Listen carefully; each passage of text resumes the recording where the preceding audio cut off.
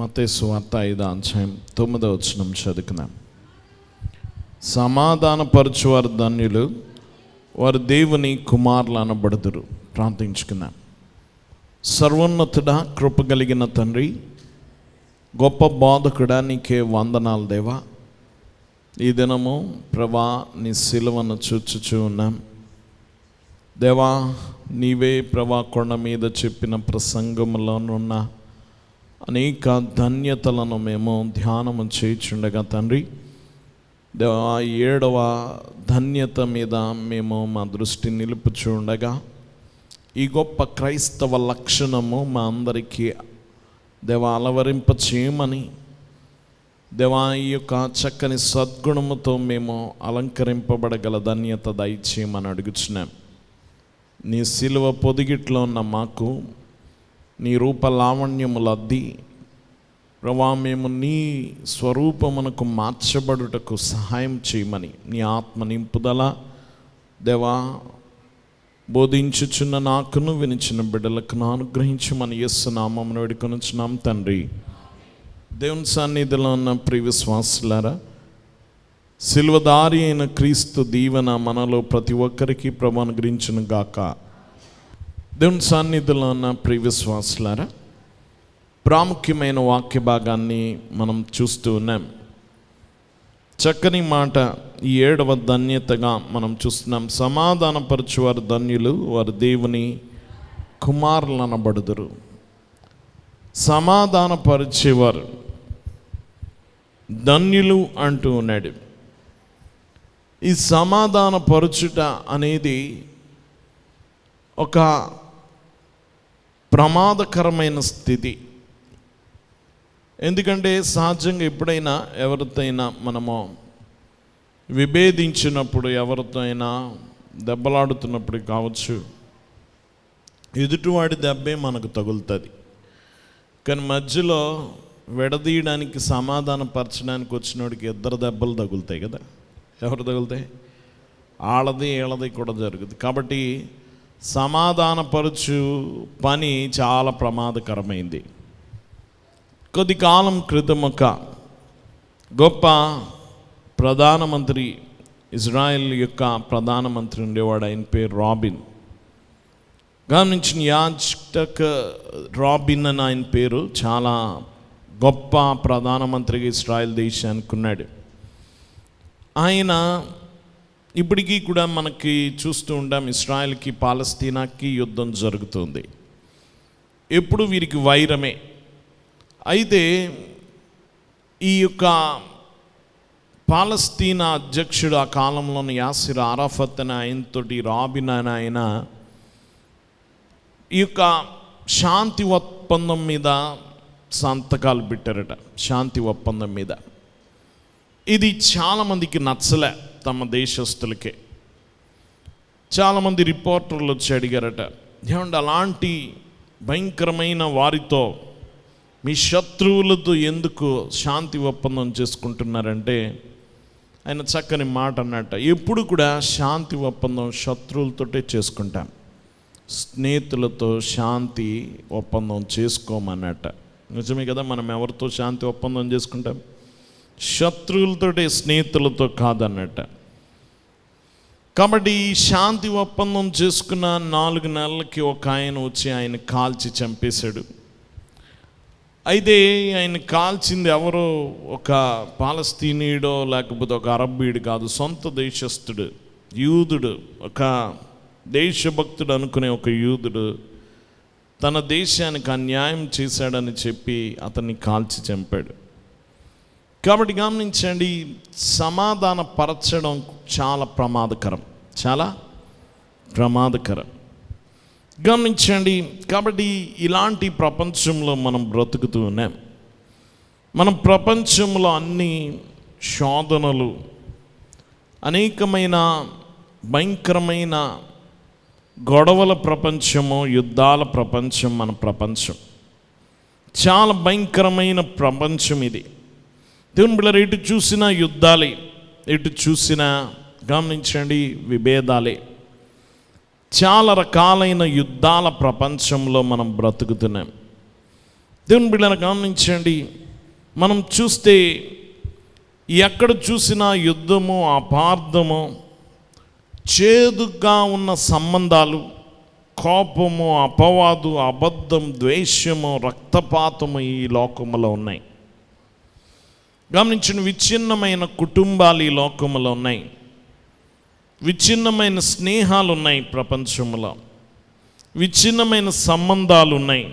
హృదయ వేదనలతో నిండిన ప్రపంచం ఇది.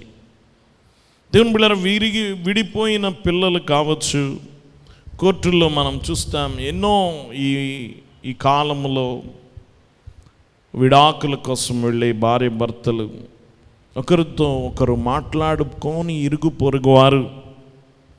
దేవుని బిడ్డలారా, ఇలా చాలా భయంకరమైన దినాల్లో మనం బ్రతుకుతున్నాం. ప్రపంచంలో ఏది సరిగ్గా లేదు. ఆయుధాలు నిలవేసుకుంటున్న దేశాలు, యుద్ధంలో ఉన్న అనేక దేశాలు చూస్తున్నాం. ఒప్పందాలు రాసుకున్న సిర లేక ఇంకు ఆరకముందే విచ్ఛిన్నమైపోయే ఒప్పందాలు. దేవుని బిడ్డలారా, గమనించండి, సైన్యాలు ఎక్కడ చూసిన హింస, తుపాకుల యొక్క మోత, ఈ యొక్క సంస్కృతి ఎక్కువగా పెరిగిపోతుంది. బాంబులు, హత్యలతో నిండిపోయింది. ఈరోజు వీధుల్లో రాత్రిపూట ఒంటరిగా వెళ్ళాలంటే భయపడేవారు అనేకులు.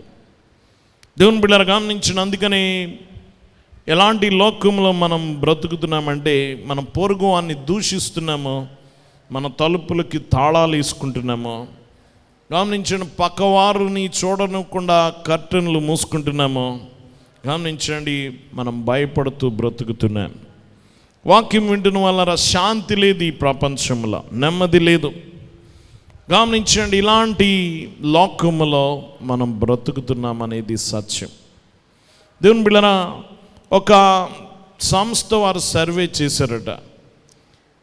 పెద్ద ప్రశ్నలు, ఎక్కువ అడిగే ప్రశ్నలు ఏంటి అని ఒక సర్వే చేస్తే అందులో ఒక ప్రాముఖ్యమైన ప్రశ్న ఏమిటంటే, గమనించండి, ఎప్పటికైనా శాశ్వతమైన శాంతి ప్రపంచంలో ఉంటుందా? ఎప్పటికైనా శాశ్వతమైన శాంతి ప్రపంచానికి దక్కుతుందా అనే ప్రశ్న ఎక్కువ మంది అడిగిన ప్రశ్నగా ఉందట. దేవుని బిడ్డలారా, మనము గమనించండి, ప్రపంచ చరిత్రలో అత్యంత రక్తపాతం కలిగిన శతాబ్దంలో బ్రతుకుతున్నాం. ఎక్కువ యుద్ధాలు కలిగిన దేశము, ఎక్కువ యుద్ధాలు కలిగిన కాలంలో ఉన్నాం.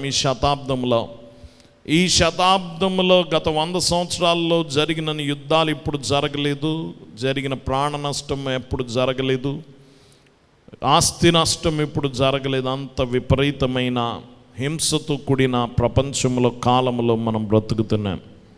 వాక్యం వింటున్న వాళ్ళరా, గమనించండి, కాబట్టి మనము భయంకరమైన పరిస్థితుల్లో ఉన్నాం. ఒక గొప్ప అమెరికా అధ్యక్షుడు ఇలా అంటాడు, ఏమనంటే, గమనించిన మనము మేధస్సులో దిగ్గజాలుగా ఎదిగాము కానీ నైతికంగా మరగుజ్జులుగా ఉండిపోయామన్నట్ట. నైతికంగా ఎలా ఉండిపోయాం? మరగుజ్జులుగా మిగిలిపోయామన్నాడు.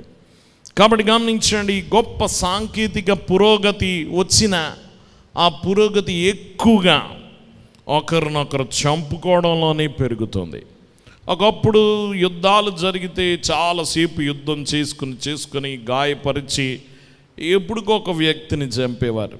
ఆ తర్వాత గన్లు వచ్చినాయి, ఒక్క దెబ్బతో 1 సెకండ్లో చంపేస్తున్నారు అవతల వాడిని. ఇది కాదు, ఇలా కాదు, ఒక్కొక్క సెకండ్కి ఒకరిని చంపితే ఎక్కువ మంది చావట్లేదని బాంబు కనిపెట్టారు, ఒక బాంబుతో ఎక్కువ మందిని చంపడానికి.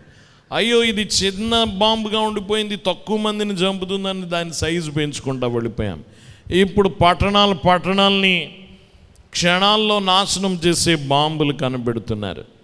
పురోగతి దేంట్లో సాధిస్తున్నామంటే హింసలో, త్వరగా మనిషిని అంతము చేసే దానిలో మనము వేగంగా పురోగతి సాధిస్తూ ఉన్నాం. దేవుని బిడ్డలు గమనించండి, చంపుకోవడానికి మరింత సమర్థవంతమైన మార్గాల్ని మనము కనిపెడుతున్నాము, రూపొందిస్తూ ఉన్నాం. దేవుని బిడ్డలారా, ఇలాంటి ప్రపంచంలో ఎప్పటికైనా శాంతి ఉంటుందా? కానీ బైబిల్ గ్రంథం చెప్తుంది సమాధానం దొరుకుతుంది. ఈ ప్రపంచానికి గమనించిన సమాధానం ఇవ్వగలమో? నిజానికి బైబిల్ గ్రంథం ఒక శాంతి గ్రంథం, సమాధానాన్ని ఇచ్చే గ్రంథం. బైబిల్ గ్రంథంలో దాదాపు 400 సార్లు సమాధానం అనే పదం వస్తుంది. 400 సార్లు. యేసు ప్రభు పుట్టినప్పుడు దేవదూతలు చేసిన స్తుతి మనకు తెలుసు. సర్వోన్నతమైన స్థలములలో దేవునికి మహిమ, ఆయనకిష్టులైన మనుషులకు భూమి మీద సమాధానము. ఆయనకిష్టులైన మనుషులకు భూమి మీద ఏం దక్కుతుందట? సమాధానము. ప్రభు అన్నాడు యోహాను సువార్త 14:27లో, యోహాను సువార్త 14:27లో, శాంతిని మీకు అనుగ్రహించుచున్నాను, నా శాంతిని మీకు అనుగ్రహించుచున్నాను, లోకం ఇచ్చినట్టుగా కాదు. దేవుని బిడ్డలారా, శాంతిని ఇస్తున్నాను, నా శాంతిని ఇస్తున్నాను. లోకం ఇచ్చే అరకొర శాంతి కాదు. గమనించండి, స్థిరము కాని శాంతి కాదు, శాశ్వతమైన శాంతిని ఇవ్వడానికి వచ్చాడు యేసు ప్రభు. ఎఫెసీ పత్రిక 2:14లో, ఎఫెసీ పత్రిక 2:14 ఆయన మన సమాధానమై ఉండి మీకును మాకును ఉండిన ద్వేషమును అనగా విధిరూపకమైన ఆజ్ఞలు గల ధర్మశాస్త్రమును తన శరీరమందు కొట్టివేయుట చేత మధ్య గోడను పడగొట్టి మన ఉభయులను ఏకము చేసెను. గమనించండి, ఇక్కడ చక్కని మాట చెప్తున్నాడు. ఆయన మన సమాధానమైండి. యేసే మన సమాధానం. ఎవరు సమాధానం? ఆయనే మన శాంతి. దేవుని బిడ్డలు కాబట్టి సమాధానం అనేది ఉంది. అయితే గమనించండి, ప్రసంగి గ్రంథం 3:8 ఒక మాట చెప్తాడు. సమాధానానికి సమయం ఉంది, యుద్ధానికి కూడా సమయం ఉందట. ప్రతిదానికి ఏముంది? దానికి కూడా. గమనించండి, వాక్యం వింటున్న వాళ్ళారా, ఈరోజు శాశ్వతమైన శాంతి లోకములో లేదు. ఈరోజు లోకములో శాంతి ఎందుకు లేదు? ప్రపంచ శాంతి అందరూ కోరుకుంటున్నారు, కానీ జరగట్లేదు. ఎందుకంటే దానికి మూలము, సమస్య ఎక్కడుందంటే మానవ హృదయములో సమాధానం లేదు. ఎక్కడ లేదు? మానవ హృదయములో సమాధానం లేదు కనుక ప్రపంచంలో సమాధానం లేదు. ఇది చాలామంది ఎరగరు. ప్రపంచంలో శాంతి లేదని వెతుక్కుంటారు, కానీ దానికి చాలా కేంద్రం ఎక్కడుంది సమస్య అంటే మానవ హృదయంలో లేదు సమాధానం. వ్యక్తిగత సమాధానమే జాతీయ సమాధానం, అంతర్జాతీయ సమాధానం. దేవుని బిడ్డలారా, కాబట్టి గమనించండి, ఇది చాలా ప్రాముఖ్యమైన సత్యంగా మనం గుర్తించాలి. దేవుని బిడ్డలారా, గమనించండి, ఒక హింసతో కూడిన మనస్సు మనుషుల్లో ఉంది. మానవ హృదయము కలుషితమైపోయింది. శాంతిని కోరే హృదయాలు లేవు, హింసను ప్రేమిస్తున్నాం. ఇప్పుడు దేవుని బిడ్డలారా, హింసాత్మకమైన వాటిని ఆదరిస్తున్నాం, హింసాత్మక సినిమాలు చూస్తున్నాం, హింసను గమనించండి ప్రేరేపించే వాటిని మనం చూస్తున్నాం, ఇష్టపడుతున్నాం. మన సినిమాలు హింసతో కూడినవి, మన ఆటలు, మన చిన్నపిల్లలు ఆడే ఆటలు ఏం ఆటలు? గన్తో కాల్చుకునే ఆటలు కదా ఎక్కువ ఆడే. పిల్లలు ఆడే ఆటలన్నీ కూడా హింసతో కూడినవి. దేవుని బిడ్డలు గమనించండి, హింసే ఎక్కడ చూసినా మనం బిడ్డలకి గమనించండి ఉగ్గుపాలతో పూస్తున్నాం హింసను, ఆటల దగ్గర నుంచి. దేవుని బిడ్డలారా, ఇవన్నీ వారికి నేర్పిస్తున్నాం. వాక్యం వింటున్న వారు నిస్సందేహంగా మనం దిగజారిపోతున్నాం అనేది సత్యం. కొన్ని సంవత్సరాల క్రితం ఒక సర్వే చేశారట, ఒక సైకాలజీ యూనివర్సిటీ వారు. గమనించండి, మానసిక విద్య, గమనించండి విద్య గురించి వారు ఆ యొక్క సర్వే చేసినప్పుడు కొంతమందిని ఒక ప్రశ్న అడిగారట, విచిత్రమైన ప్రశ్న. మీ చేతికి ఒక గన్ ఇచ్చి మీకు నచ్చని వాళ్ళని కాల్చమని, కాల్చిన తర్వాత మీరు అరెస్ట్ అవ్వరు, మీ మీద ఏ కేసులు ఉండవు, మీరు అరెస్ట్ అవ్వరు, మీకు ఏ విధమైన హాని జరగదు, మీ చేతికి ఒక గన్ ఇచ్చి కాల్చమంటే మీరు కాలుస్తారా అని అడిగితే అడిగిన 100 మందిలో 60 మంది కాలుస్తామన్నారట. అంతమంది 60 మంది. ఒకవేళ ఈ కేసులన్నీ లేకపోతే మాకు అడ్డుగా ఉన్న వాళ్ళని కాల్చడానికి మాకే అభ్యంతరం లేదని చెప్పారట. మానవ హృదయము హింసాత్మకంగా మారిపోయింది. దేవుని బిడ్డలు నిస్సందేహంగా మనం దిగజారిపోతున్నాం. వాక్యం వింటున్న వాళ్ళ ప్రపంచంలో ఏ మూలకైనా యుద్ధాలే చెలరేగుతున్నాయి. మనము ఈరోజు యుద్ధాల ప్రపంచంలో బ్రతుకుతున్నాం. గమనించండి, మనం ఎన్ని యుద్ధాలు మనం పుట్టినప్పటి నుంచి చూస్తున్నామా? మన కోహ తెలిసి ఎన్ని యుద్ధాలు చూసామా? గమనించండి, ఇప్పటికీ కూడా ఇజ్రాయెల్ పాలస్తీనా యుద్ధం జరుగుతుంది. ఇప్పటికీ ఉక్రెయిన్ రష్యా యుద్ధం జరుగుతుంది. ఇంకా అనేకమైన దేశాలు నిల్వ వేసుకుంటున్నాయి ఆయుధాలు. గమనించిన ఉత్తర కొరియా కావచ్చు, చైనా కావచ్చు, అమెరికా, చాలా పెద్ద పెద్ద దేశాలన్నీ కొన్ని లక్షల కోట్లు దానికి ఖర్చు పెడుతూ ఉన్నాయి. దేవుని బిడ్డలారా, భయంకరమైన దేశంలో మనము, భయంకరమైన ప్రపంచంలో మనం బ్రతుకుతున్నాం. వీటన్నిటికీ చాలా కారణం ఏమిటంటే, ఈ ప్రపంచం దురాశతో కూడిన ప్రపంచం. ఏం ప్రపంచం? దురాశ. చైనా వాడికి దురాశ, మా భూభాగం సరిపోదు ఇంకొన్ని దేశాలు ఆక్రమించుకుందామని. అమెరికా వాడికి దురాశ, అనేకమైనవి ఆక్రమించుకోవాలి, ఆయిల్ పైప్ లైన్లు ఉన్న దేశాలను ఆక్రమించుకోవాలని దురాశతో, గమనించండి, ములిగిన ప్రపంచంలో మనం బ్రతుకుతున్నాం. దేవుని బిడ్డలారా, హింసతో, ద్వేషముతో నిండిన ఈ వికృతమైన ప్రపంచంలోనికి దేవుడు మనల్ని సమాధానకర్తలుగా పంపిస్తున్నాడు. అలాగా సమాధానకర్తలుగా పంపిస్తున్నాడు. దేవుని బిడ్డలారా, గమనించండి, వాక్యం వింటున్న మీరు సమాధానపరుచువారుగా ఉండాలి. క్రైస్తవ లక్షణం. గమనించండి, మనం ముందుగా చెప్పుకున్నాం, ఈ 8 ధన్యతలు క్రైస్తవ స్వరూపాన్ని తెలియచేస్తాయి. ఇలా ఉంటేనే నువ్వు క్రైస్తవుడివి. నువ్వు గొడవలకి కాలు దువ్వేవాడువైతే నువ్వు క్రైస్తవుడు కాదు, సమాధానపరిచేవాడువైతేనే క్రైస్తవుడు. కాబట్టి గమనించండి, నువ్వు అలా ఉంటావా అని దేవుడు నిన్ను అడగట్లే. గమనించండి, అలా ఉండాలనుకుంటున్నారా అని దేవుడు అడగట్లే. నీ ఎంపిక దేవుడు అడగట్లే, నువ్వు ఖచ్చితంగా పాటించాల్సిందే.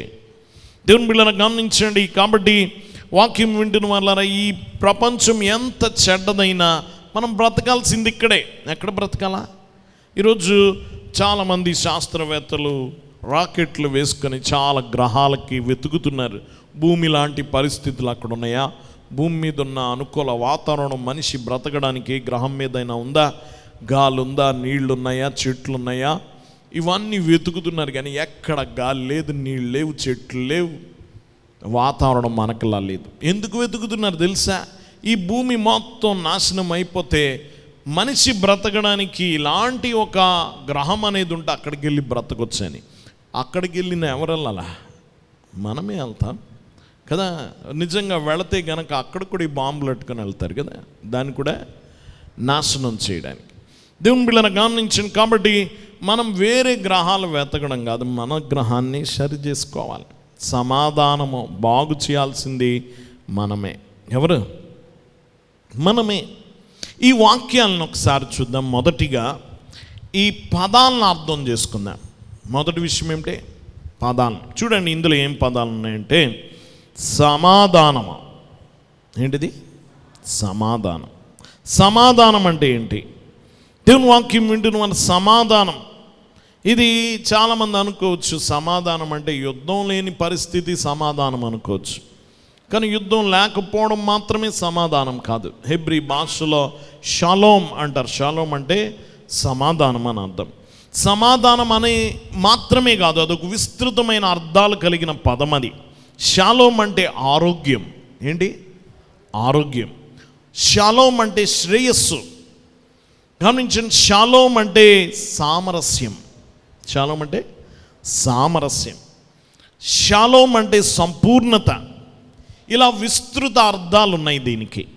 దేవుని బిడ్డలారా, కాబట్టి వాక్యం వింటున్న వాళ్ళారా, ఇది కేవలం యుద్ధం లేని పరిస్థితిని మాత్రమే తెలియచెప్పట్లే. ఇవన్నీ కలిగినదే షాలోమ్ అంటే, సమాధానం అంటే. దేవుని బిడ్డలారా, అందుకనే మన దీవెనలో ఆ సమాధానం ఉంటుంది. చూడండి, ప్రతి ఆదివారం మనం ఆరాధనలో దీవెనిస్తాం. అది సంఖ్యాకాండములో నుంచి రాయబడిన దీవెన. సంఖ్యాకాండం 6వ అధ్యాయము 24వ వచనంలో, సంఖ్యాకాండము 6వ అధ్యాయము 24వ వచనంలో, యెహోవా నిన్ను ఆశీర్వదించి నిన్ను కాపాడును గాక, యెహోవా నీకు తన సన్నిధిని ప్రకాశింపజేసి నిన్ను కరుణించును గాక. యెహోవా నీ మీద తన సన్నిధి కాంతి ఉదయింపజేసి నీకు సమాధానం కలగజేయును గాక. ఇందులో సమాధానం గురించే ఉంది.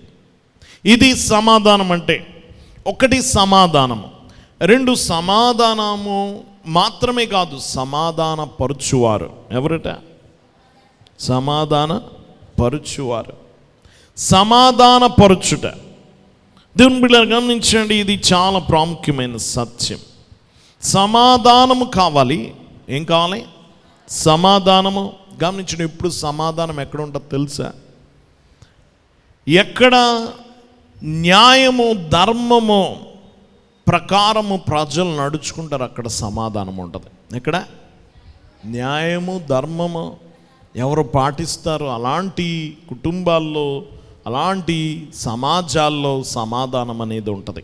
చూడండి, నీ ఇంటిలో చక్కగా మీ యజమాని ధర్మాలు పాటిస్తాడు, చక్కగా భార్యను ప్రేమిస్తాడు, కష్టపడి పోషిస్తాడు, తన ధర్మం తాను పాటిస్తాడు. భార్య భర్తకు లోబడుతుంది, కుటుంబాన్ని చక్కగా చూసుకుంటుంది, బిడ్డలు చక్కగా తల్లిదండ్రులకు లోబడ్డారు. ఇందులో గొడవలు ఏమైనా ఉంటాయి ఆ కుటుంబంలో? చెప్పాలి. ఎప్పుడు గొడవలు వస్తాయి? భర్త తన ధర్మాన్ని పాటించినప్పుడు. ఒక భర్త పాత్ర కానీ బిడ్డలకు తండ్రి పాత్ర కానీ పోషించకుండా, దేవుని బిడ్డనా గమనించండి, తన నియమ నిబంధనల ప్రకారం నడవనప్పుడు, భార్య తన పాత్ర పోషించినప్పుడు, బిడ్డలు తమ పాత్ర పోషించినప్పుడు గొడవలు వస్తుంది, అశాంతి వస్తుంది. వీళ్ళు కరెక్ట్గా వీళ్ళ పాత్ర వీళ్ళు పోషిస్తున్నప్పుడు, న్యాయంగా ధర్మంగా నడుచుకుంటున్నప్పుడు అశాంతి వస్తుందా? రాదు. సమాజంలో కూడా అంతే.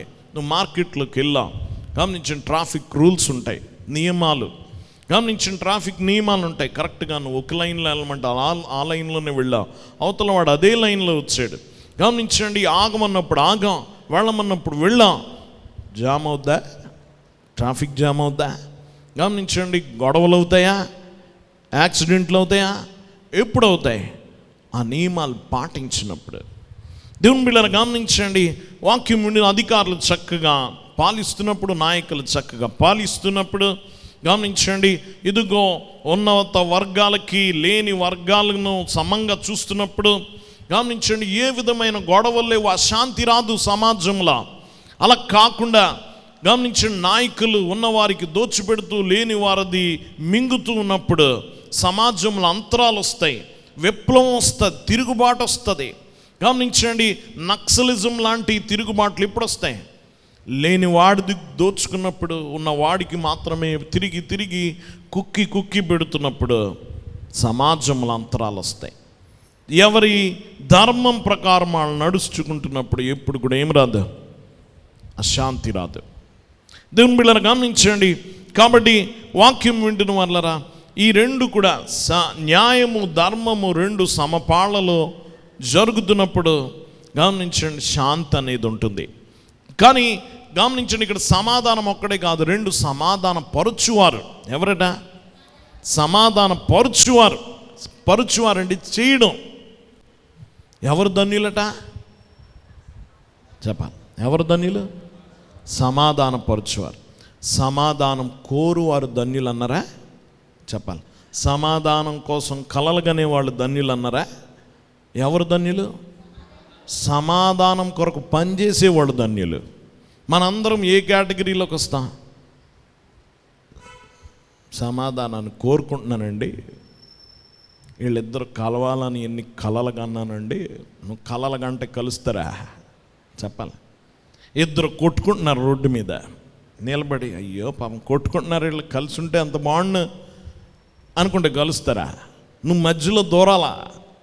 వాళ్ళిద్దరికి సర్ది చెప్పాలి. గమనించిన వాళ్ళిద్దరి మధ్య సయోధ్య కుదర్చాలి, నువ్వు పని చేయాలి. కోరుకుంటే సమాధానం వస్తుందా? చెప్పాలి. సమాధానం ఎప్పుడు కూడా యాదృచ్ఛికంగా జరగదు, దానికి అదే రాదు, అది చెయ్యాలి. ఏం చేయాలి? సమాధానం పరచాలి. మనమందరం సమాధానం పరిచే ఎక్కడైనా యుద్ధమో లేకపోతే గొడవ జరుగుతుందంటే, అమ్మో గొడవలంటే భయమండి నాకు అని తప్పించి తిరుగుతా. ప్రతిోడికి ఇది భయమే. గొడవలంటే భయమండి, గొడవలంటే భయం అంటే మధ్యలో దూరడానికే భయం, మళ్ళీ గొడవాడడానికి భయం లేదు. దేనికి భయం లేదు మనకి? గొడవాడడానికి భయం రాదు. దేనికి గొడవ? దేనికి భయం? ఇద్దరి మధ్య గొడవ సద్దనపడానికి భయం. అమ్మ భయం అండి నాకు. గమనించండి, నాకు ఎందుకని తప్పించి తిరుగుతున్నా అంతే. కానీ సమాధాన పరుచువారు ధన్యులు, సమాధానాన్ని నెలకొల్పేవారు ధన్యులు. దానికి అది రాదు సమాధానం. ఇప్పుడు నువ్వు చెయ్యాలి. నువ్వేం చేయాలి? గమనించండి, పని చేయాలి. నువ్వు ఊరికినే రాదు సమాధానం. అందుకనే సమాధానము మొదటిగా, ఇంకో పదము సమాధాన పరుచువారు, సమాధాన క్రియ జరిగించేవారు, పని చేసేవారు, దాని కొరకు పాటుపడేవారు ధన్యులు. ఏమవుద్దట? ఇంకో 2 పదాలు ఉన్నాయి. వారు దేవుని కుమారులు అనబడుదురు. ఏమనబడతారు? దేవుని కుమారులు అనబడతారు. అనబడడం ఏంటి కదా? అనబడడం అంటే చూడండి, ఒకడు కలెక్టర్ అవ్వాలనుకున్నాడు. కలెక్టర్ని పిలుస్తారా? అవ్వాలనుకున్నవాడు పిలవ. కలెక్టర్ అపాయింట్మెంట్ ఇచ్చినోడు ఏమంట? కలెక్టర్. ఏమనబడతాడు? కలెక్టర్. ఒకడు చైర్మన్ అయ్యాడు, ఏమనబడతాడు ఆ రోజు నుంచి? చైర్మన్. ఒకడు ఎమ్మెల్యే అయ్యాడు, ఏమనబడతారు? ఎమ్మెల్యే గారు అనబడతాడు. ఒకడు మినిస్టర్ అయ్యాడు, ఏమనబడతాడు? మినిస్టర్ అనబడతాడు. ఆనాటి నుండి, నియమింపబడిన దినము నుండి నువ్వు కూడా అనబడతావు. ఎప్పుడు నువ్వు సమాధాన పరిస్తే అనబడతావు. ఏమనబడతావు? దేవుని కుమారులు అనబడతారు. ఎవరు కుమారులట? దేవుని పిల్లలు అనబడతారు అనలా. స్పష్టంగా ఏమన్నాడు? కుమార్తెలు అనలేదు. మళ్ళీ ఇక్కడ ఆడోళ్ళకి దక్కదా ఇది? ఈ ధన్యత వాళ్ళకి లేదా అనొచ్చు. కుమారులు అంటే దాని అర్థం ఏమిటంటే, మనకి కుమార్తెలు ఉంటారు, కుమారులు ఉంటారు. వారసులు ఎవరు చెప్పాలి? వారసులు ఎవరు? కుమారులు. ఇంటి పేరు మోసేవాళ్ళు ఎవరు? కుమారులు. స్వాస్యం ఎవరిది?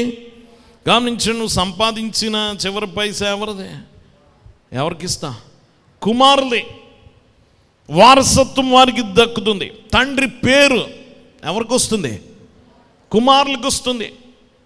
గమనించండి, కాబట్టి కుమారులు అనబడతారు. దేవుని పిల్లలు అనలా, దేవుని కుమారులే. ఎవరు కుమారులు? దేవుని బిళ్ళరా ఆ అదృష్టం అంతటికి వారసులు అవుతారు. దేవుని బిళ్ళరా.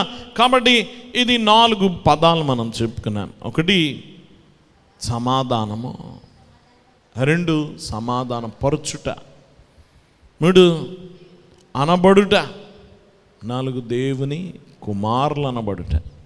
4 విషయాలు మనం ధ్యానం చేసుకుంటున్నాం. దేవుని బిళ్ళరా, దేవుడు మనల్ని పిలుస్తున్నాడు. దేని కొరకంటే సమాధాన పరచడానికి. దేనికి పిలిచాడు? సమాధానం. 2 కొరింథీ పత్రిక 5వ అధ్యాయము, 2 కొరింథీ పత్రిక 5వ అధ్యాయము 18వ వచనం నుండి చదువుకున్నాం. సమస్తమును దేవుని వలనైనవి, ఆయన మనలను క్రీస్తు ద్వారా తనతో సమాధానపరుచుకొని ఆ సమాధాన పరిచర్యను మాకు అనుగ్రహించాను. చూడండి ఎంత చక్కని మాట. సమస్తమును దేవుని వలన అయినవి. ఎవరి వలన అయిందంట? అంతా ఏమైంది? ఆయన మనల్ని క్రీస్తు ద్వారా తనతో సమాధానపరుచుకొని, మనల్ని దేవుడే యేసుక్రీస్తు ద్వారా సమాధానపరిచాడు. తప్పు మనం చేసాం. తినకూడని పండు మానవుడు తిన్నాడు. దేవునికి దూరం మానవుడయ్యాడు. తప్పు దిద్దుకొని మానవుడు దేవుని వెతుక్కుంటూ రావాలి, కానీ దేవుడే మనిషిని సమాధానపరుచుకునే ప్రయత్నం చేశాడట. ఎవరితోటి? దేవుడు ఎంత ప్రేమ కలిగిన వాడు కదా. ఎందుకంటే చూడండి, మనం కూడా మన పిల్లలు కొన్నిసార్లు ఏదో తప్పు చేశారు, నువ్వు గద్దించావు, కోపగించి వెళ్ళిపోయాడు. తప్పు ఆడు చేసి ఆడు ముఖం ఎత్తి పెడితే నువ్వు ఊరుకుండా ఉంటావా? ఎవరు సమాధానం చేస్తారు? మళ్ళీ వెళ్ళి నువ్వే బతుకు. ఆడు తప్పు చేసినా ఆడు తప్పు ఆడిదే, కోపగించిన వాడే, అయినా నువ్వు వదిలిపెట్టవు కదా. నువ్వు వెళ్ళి ఏం చేస్తావు? పోన్లేరా అని సమాధానపరుస్తావు. దేవుడు కూడా అలాగే చేస్తున్నాడు. తప్పు మనదే. దేవునికి విరోధంగా మనం ముఖం తిప్పుకొని ఉంటే మళ్ళీ దేవుడు నిన్ను చూసి కోపగించలేదు, కానీ దేవుడు ఏం చేశాడంటే తన కుమారుడిని పంపిణీ తనతో ఏం చేసుకున్నాడట. చక్కని మాట. మనం ఎప్పుడు కూడా ఇది మనం అర్థం చేసుకోగలిగితే మనం దేవునికి ఎంత కృతజ్ఞలమై ఉండాలో మనకు అర్థమవుతుంది. ఎందుకంటే ఆయనే, అందుకని అన్నాడు సమస్తము దేవుని వల్ల అయింది, మన వల్ల ఏం కాదు, మన ప్రయత్నం ఏమీ లేదు, మన ప్రమేయం ఏమీ లేదు, అంతా ఆయనే చేసుకున్నాడు. ఆయన మనలను క్రీస్తు ద్వారా తనతో సమాధానపరుచుకుని, క్రీస్తు ద్వారా మనతో గమనించండి సమాధానపరుచుకున్నాడట. ఆ సమాధానపరుచు పరిచర్యను మాకు అనుగ్రహించింది. ఇప్పుడు ఏ పరిచర్య చెప్పాడు? ఇప్పుడు నువ్వు సమాధానపరచబడిన నీ పని ఏమిటంటే, ఇలాగ ముఖం ఎత్తిపెట్టిన వాళ్ళు చాలామంది ఉంటారు లోకంలో. వాళ్ళందరినీ మళ్ళీ ఎవరితో కలపాలా? దేవునితో సమాధానపరచు. ఈ పరిచర్య మనకు చెప్పాడు. ఏం పరిచర్య? సమాధానపరచు. మనది ఏ పరిచర్య? అగ్గిపెట్టే పరిచర్య, ఇద్దరి మధ్య గొడవలు పెట్టే పరిచర్య, గమనించి తగలబెట్టే పరిచర్య. ఏ పరిచర్య? తగలబడుతుంది ఆర్పే పరిచర్య అన్నమాట. చల్లార్చే పరిచర్య, సమాధానపరిచే పరిచర్య మనకు అప్పచెప్పాడు. కాబట్టి మనం చేయాలి. ఏం చేయాలి? సమాధానపరచ. ఇది మన బాధ్యత. దేవుని బిడ్డలు గమనించిన ఈరోజు అన్ని చోట్ల గొడవలు. ఇందాక చెప్పుకున్నాం, అన్ని గొడవలే. దేవుని బిడ్డలు చాలాసార్లు మనం సమాధానం పరచాలంటే ముందు బయట ఎత్తుక్కోవడం కాదు, మన ఇంటి దగ్గర నుంచి మొదలు పెట్టాలి. ఎక్కడి నుంచి సమాధానం పరచాలంటే? నీ సన్నిహిత సంబంధాల దగ్గర నుంచి మొదలు పెట్టాలి. ముందు నువ్వు భార్య భర్త సమాధానంగా ఉన్నారా? లేకపోతే ముందు అది సమాధానపరచుకో. నీ బిడ్డలు నీవు సమాధానంగా ఉన్నారా? వాళ్ళని సమాధానపరచుకో. నీ సహోదరులతో నీకు సమాధానం ఉందా? వాళ్ళు సమాధానపరచుకో. నీ అత్తమామలతో తల్లిదండ్రులతో సమాధానంగా ఉన్నావా? సమాధానపడు ముందు. దేవుని బిడ్డలు గమనించండి, నీ బంధువులు నీ సహోదరులు గమనించండి, నీవు అందరితో సమాధానం, నీకు అత్యంత దగ్గరగా ఉన్న సంఘముతో నీకు సమాధానం ఉందా? సంఘ బిడ్డల మధ్య నీకు సమాధానం ఉందా? సమాధానపరచుకో. ఈరోజు ప్రపంచం అంతా నెమ్మది లేదు, కారణం సమాధానం లేదు. కారణం ఏమిటంటే ఎన్నో వైరుధ్యాలు, ఎన్నో రకాలైన యుద్ధాలు, అనేక శోధనలు ప్రపంచంలో అన్ని చోట్ల గమనించండి. అన్ని తెగల మధ్య గొడవలే. మన భారతదేశంలో చూస్తే ఎటు చూసిన గొడవలే. మన మధ్య ఎన్నో రకాల ప్రజలు, మన మధ్య ఎన్నో అడ్డుగోడలు, ఆర్థిక అడ్డుగోడలు. ధనవంతులు, ప్రపంచంలో గొప్ప ధనవంతులు మన దేశంలోనే ఉన్నారు, ఎక్కువ పేదలు మన దేశంలోనే ఉన్నారు. అంతరాలు ఎక్కువ. దేవుని బిడ్డలు గమనించండి, ఇంకా కులజాడ్యాలు ఇంకా మనం చెప్పుకోవాలి. ఎక్కడ చూసినా కులాలే. ఏమున్నాయి మనకి? కులాలు. మనం కొన్ని సిటీస్కి వెళ్తే, హైదరాబాద్ లాంటి సిటీస్కి వెళ్తే కొన్ని కంపెనీల్లో నువ్వు అడుగు పెట్టాలంటే ఉద్యోగం కోసం ముందు నీ కులం అడిగి లోపలికి రానిచ్చే కంపెనీలు చాలా ఉన్నాయి. మన దేశం అంత కులమే, కులపిచ్చి కలిగింది, కుల జాడ్యం. కాబట్టి మనం ఎదగట్లే ఎంత చేసినా. కారణం ఏమిటంటే ప్రతి దానికంటూ నువ్వెవరు, ఏమింట్లు మొదలు పెడతారు మన వాళ్ళందరూ.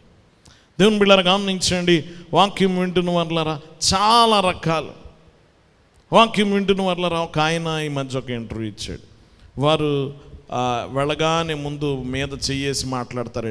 ఎందుకు వేస్తాడు తెలుసా? జంజం వెతుకుతాడట, భుజం మీద చెయ్యేసి ఎవడని.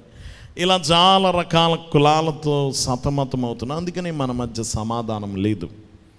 దేవుని బిడ్డలారా మత ద్వేషాలు ఉన్నాయి మన దేశంలోనే కాదు, ఏ దేశంలోనే ఎన్నో ఉన్నాయి. మీరు అమెరికా వెళ్ళండి, తెల్లవారు నల్లవారు, నీగ్రోలు తెల్లవారికి మధ్య వైషమ్యాలు గమనించండి. మీరు మిడిల్ ఈస్ట్ వెళ్ళండి, ఇక ముస్లిం దేశాలు వెళ్ళండి, షియా సున్నీల మధ్య గొడవలు. అన్ని చోట్ల ఈ వైషమ్యాలు ప్రపంచం అంతటా ఉన్నాయి. దేవుని బిడ్డలారా గమనించండి, వాక్యం వింటున్న వల్ల అన్ని రంగాల్లో కూడా ఉన్నాయి. శ్రామికులకి యజమానులకి గొడవ, ఉద్యోగస్తులకి ప్రభుత్వానికి గొడవ. ఇప్పుడు ఏముంది? ఉద్యోగస్తులకి ప్రభుత్వానికి యుద్ధం. దేవుని బిడ్డలారా గమనించండి, అంతవరకు మనం క్రైస్తవ మిషన్ల మధ్య ఎన్నో గొడవలు లేవా? మీరు ఆ మిషను, మేము ఈ మిషను. దేవుని బిడ్డలారా గమనించండి, మనందరం క్రీస్తు శరీరముల అవయవాలు, ఆయన శిరస్సు, మనం శరీరము అని చెప్పుకుంటున్న క్రైస్తవ సంఘమే ఈ ఈ యొక్క మిషన్ల పేరు చెప్పి ఎన్నో రకాల అంతరాలు కలిగి ఉంది.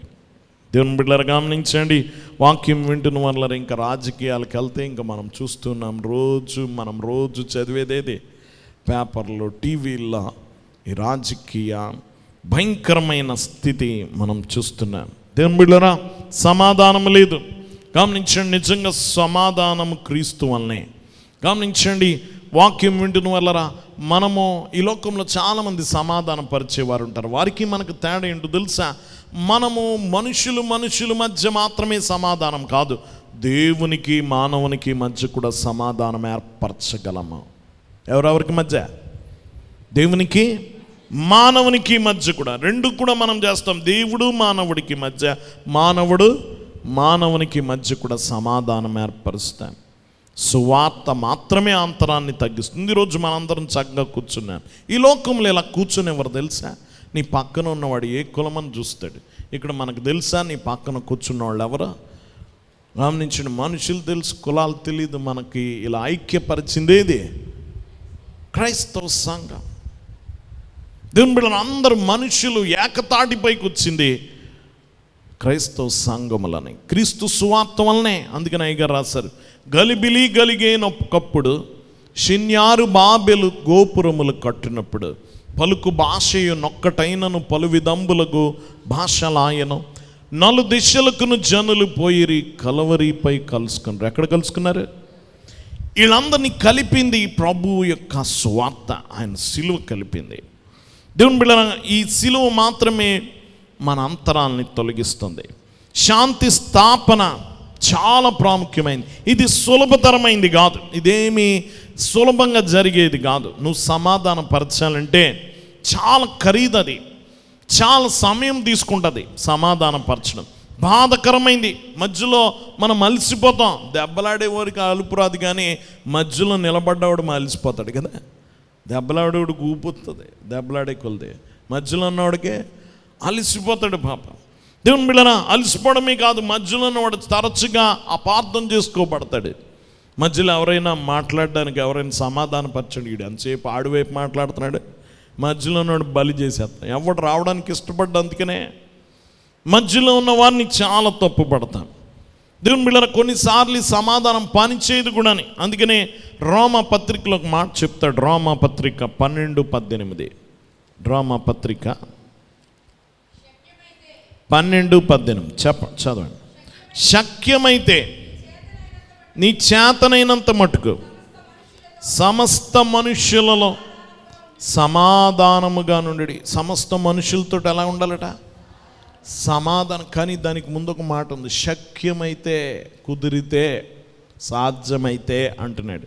అంటే అందరితో సమాధానంగా ఉండడం కొన్నిసార్లు సాధ్యం కాదు.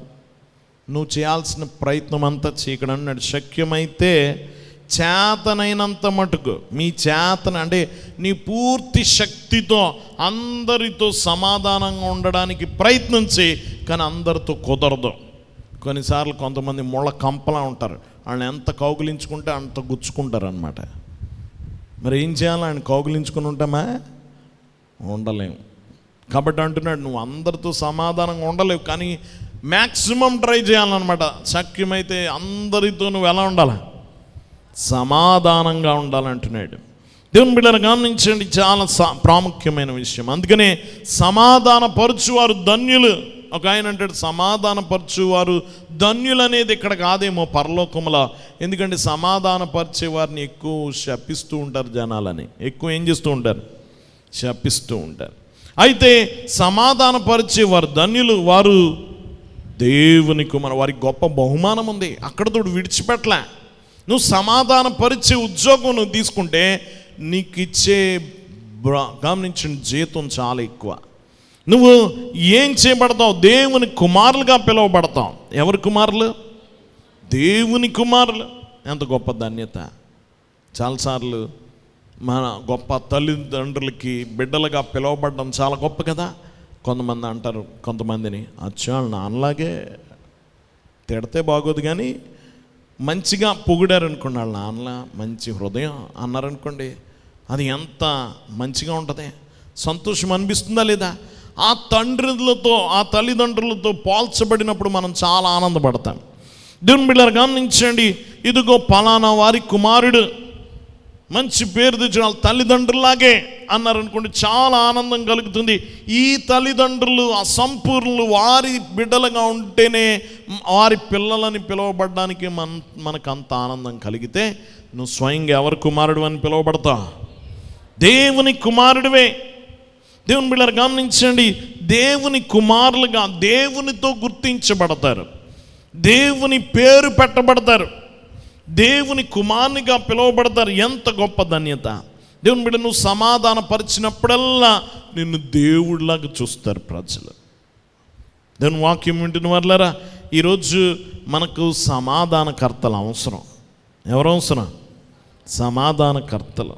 ఎందుకంటే ప్రపంచంలో సమాధానకర్తలు చాలా కొరతగా ఉన్నారు, చాలా కొరతగా ఉన్నాడు. ఎవడి స్వార్థం వాడు చూసుకుంటున్నాడు. కొట్టుకొని రక్తాలు కారిపోతున్న మధ్యలో దూరేవాడు లేడు, విడదీసేవాడు లేడు. గమనించండి, సమాధానపరిచేవారు లేరు ఈ లోకంలో. దేవుని బిడ్డలారా, మన యొక్క పని ఇదే, మనం సమాధానపరచాలి. వాక్యం వింటున్న వాళ్ళారా గమనించండి, దేవుడు మనల్ని పిలుస్తున్నాడు. ఎందుకంటే నువ్వు సమాధానకర్తగా వెళ్ళు, సమాధానపరచువాడిగా వెళ్ళు. పునరుద్ధరించడానికి దేవుడు పిలుస్తున్నాడు. వారి మధ్య తెగిపోయిన బంధాలని తిరిగి పునరుద్ధరించడానికి పిలుస్తున్నాడు. వారి గొడవల్లో జోక్యం చేసుకోమంటున్నాడు. ఏం చేసుకోవాలా? జోక్యం చేసుకోవడానికి పిలుస్తున్నాడు. ఏకం చేయడానికి ప్రయత్నించు. గమనించండి, పరిష్కరించు. వారి సమస్యలు విను, మధ్యవర్తిత్వం వహించు. నువ్వు దేవుని బిడ్డలారా హింసనంతం చేయి, రక్తపాతాన్ని ఆపు. దేవుని బిడ్డలారా గాయపడిన వారిని, బంధింపబడిన వారిని విడిపించడానికి నువ్వు ప్రయత్నం చేయమని దేవుడు చెప్తున్నాడు. దేవుని వాక్యం వింటున్న వాళ్ళారా గమనించండి, నువ్వు ప్రయత్నం చేయాలి. దేవుని వాక్యం వింటున్న వాళ్ళారా, నీవు నీ సన్నిహిత సంబంధాల దగ్గర మొదలుపెట్టి ప్రపంచం చివరి వరకు వెళ్ళు. ఎక్కడ వరకు నువ్వు వెళ్ళగలిగితే అక్కడ వరకు నువ్వు సమాధానపరచు పరిచర్య నువ్వు వహించాలి. ఒక ఆయన అంటాడు, మనం దేవుని యొక్క వంతెన నిర్మాణకులుగా ఉండాలి అని. ఎవరట? కొంతమంది ఎలా ఉంటారు తెలుసా? కొంతమంది అని అంటారు, వీడు ఎంతసేపు గోతులు తవ్వుతూ ఉంటాడు, అంటే చక్కగా కలిసి ఉన్న వాడిని విడదీస్తూ ఉంటాడని. వాడిని ఏమంటారు? గోతులు తవ్వుతూ ఉంటారు అంటారు.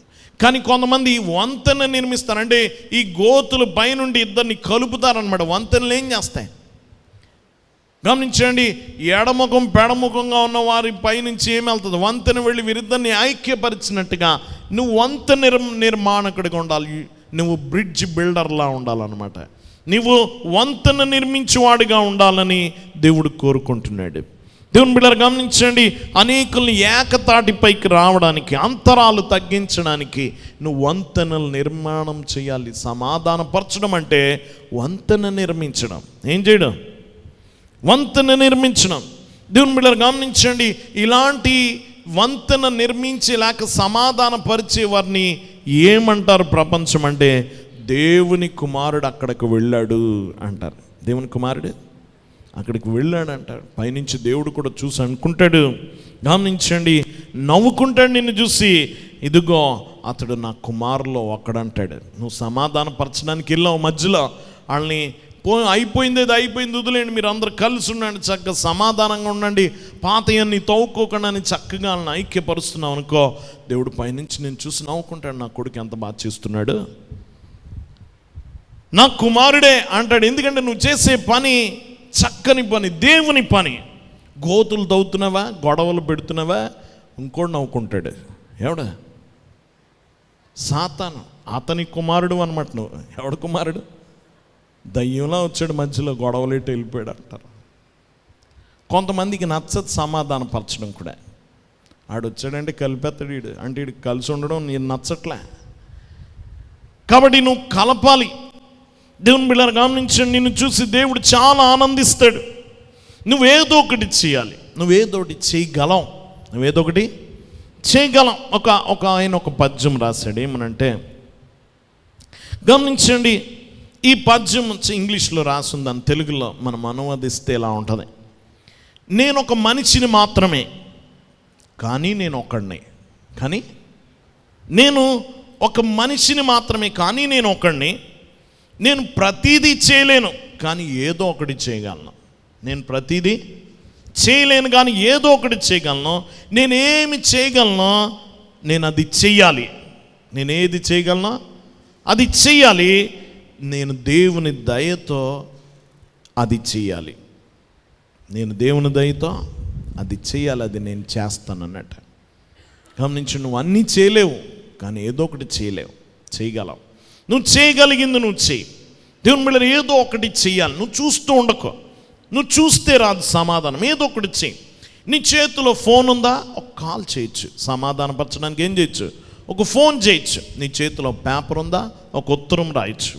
గమనించండి, నీకు వంటగది ఉందా, ఇదిగో నీకు ఎడముఖం పొడముఖంగా ఉన్న వారికి ఏ హాస్పిటల్లో ఉన్నప్పుడు వంట చేసి తీసుకెళ్ళచ్చు, సమాధానపరచచ్చు. దేవుని బిడ్డలు గమనించండి, నీ దగ్గర ఆ అవతల వాడికి కొరత ఉందా, నువ్వు కొంచెం డబ్బులు ఇవ్వచ్చు. నీ దగ్గర 2 చేతులు ఉన్నాయి, ఇతరుల కొరకు పని చేయొచ్చు. నీ దగ్గర 2 కాళ్ళు ఉన్నాయి, నీవు అడుగులు వేసి నీవు అతడి దగ్గరికి వెళ్ళి సమాధాన పడవచ్చు. గమనించండి, నీకు 2 చెవులు ఉన్నాయి, క్షతగాత్రులు వేదనలో ఉన్న వారి ఆర్తనాదాలు వినొచ్చు ఈ చెవులతో. గమనించండి, 2 కళ్ళు ఉన్నాయి, దేవుని కంటిలో నుంచి నువ్వు చూడొచ్చు. ఎవరి కంటితో? దేవుడు చూసే విధంగా ఈ లోకాన్ని చూడొచ్చు. దేవుని బిడ్డ 2 పెదవులు ఉన్నాయి, ఈ పెదాలతో సమాధాన సువార్త ప్రకటించవచ్చు. ఏం ప్రకటించవచ్చు? నువ్వు ఏదో ఒకటి చేయగలవు. నీకున్న దాంతో ఏదో ఒకటి చేయి. నీకు ఫోన్ ఉందో ఒక ఫోన్ చేయి, పేపర్ ఉందో లెటర్ రాయి. గమనించండి, వాక్యం వింటున్న వాళ్ళరా, నువ్వు వంట వండగలవు, ఒక వంట వండు. దేవుని బిడ్డరా, చేతులు ఉన్నాయా, పని చేయి. కాళ్ళు ఉన్నాయా, నడుచుకుంటూ వెళ్ళు. చెవులు ఉన్నాయా, విను. కళ్ళు ఉన్నాయా, దేవుడు చూసినట్లు కన్ను చూడు. పేదాలు ఉన్నాయా, దేవుని సమాధానం సువార్త చెప్పు. నువ్వు ఏదో ఒకటి చెయ్యి. ఏమీ చేయకుండా సమాధానం రాదు. దానికి అదే సమాధానం అనేది ఏర్పడదు. నువ్వు ఏదో ఒకటి పని చేయాలి. నువ్వు ఏదో ఒకటి చేయి చాలు. కానీ నువ్వు ఏదో ఒకటి చేస్తే నీ ద్వారా దేవుడు ఎంతటి గొప్ప కార్యం చేయగలడో నువ్వు ఊహించలేవు. దేవుని బిడ్డలారా, అది దేవునికి మాత్రమే తెలుసు. నువ్వు కొంచెం ఒక చిన్న మాట కదుపు చాలు, దేవుడు పెద్ద అంతరాలని కూడా ఐక్యపరచచ్చు, సమాధానపరచచ్చు. నువ్వు ఆశ్చర్యపోవచ్చు, నేను చిన్న మాట చెప్తే ఇంత గొప్ప కార్యం జరిగిందా నువ్వు అనుకోవచ్చు. ఏమంటే ఆ రోజు ఒక్క మాట చెప్పారండి, మా కోడలు అల్లుడు కలిసిపోయారండి. నువ్వు అన్నానికి ఎంత ఆనందం.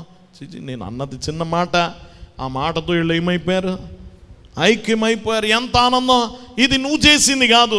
నువ్వు ఒక మాట చెప్తే ఏం కలిసిపోరు, అది దేవుడు ఏదో పని చేశాడు వెనక. ఎవరు చేశారు? నువ్వు మాట కదుపు, మొదటి అడుగు నువ్వు వేయి, మిగతా దేవుడు చూసుకుంటాడు. దేవుడు ఎంత మహోన్నత కార్యాలు చేయగలడో నువ్వు ఊహించలేవు. దేవుని బిడ్డలారా, ఆయన అడిగేది ఏమిటంటే చిన్న సాకారమో నువ్వు చేయించాలి. చిన్న పని చేయి, నువ్వు చేయదగిందే నువ్వు చేయి.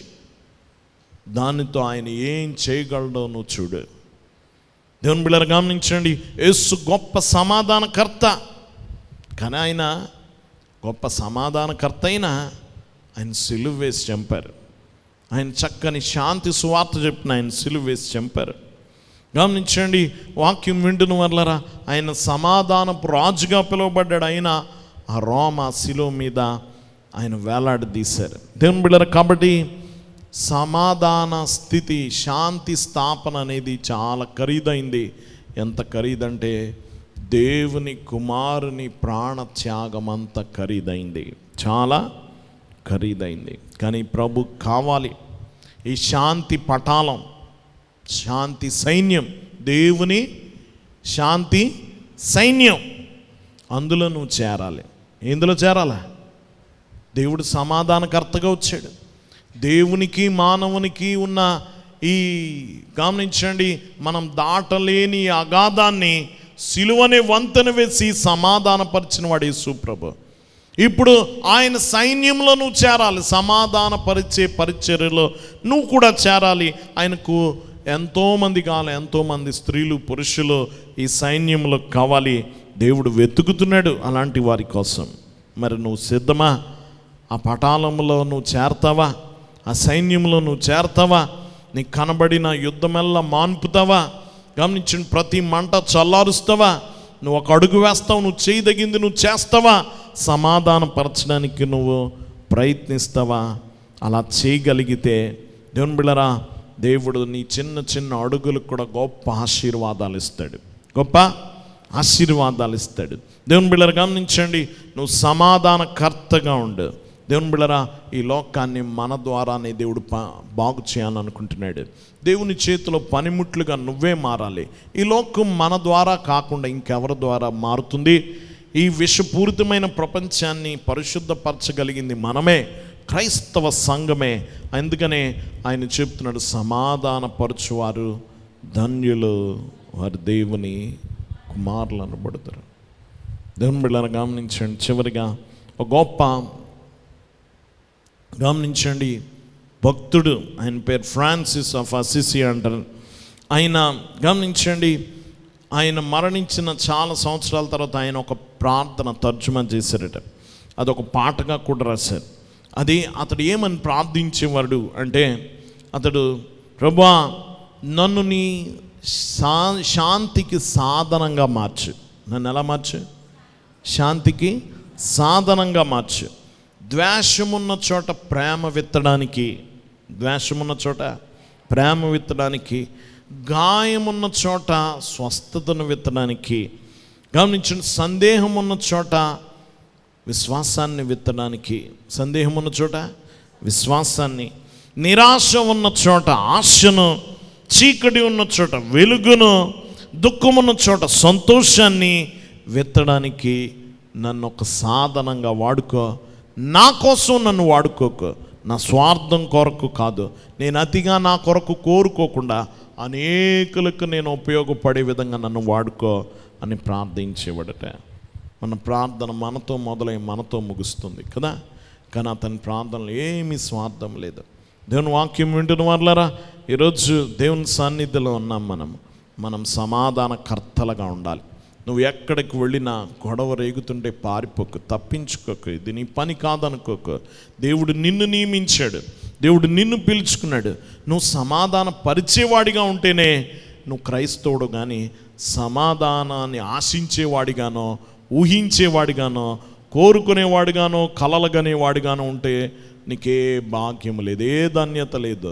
నువ్వు దేవుని సమాధాన పరిచర్య నువ్వు చేపడితేనే నువ్వు దేవుని కుమారుడు అనబడతావు.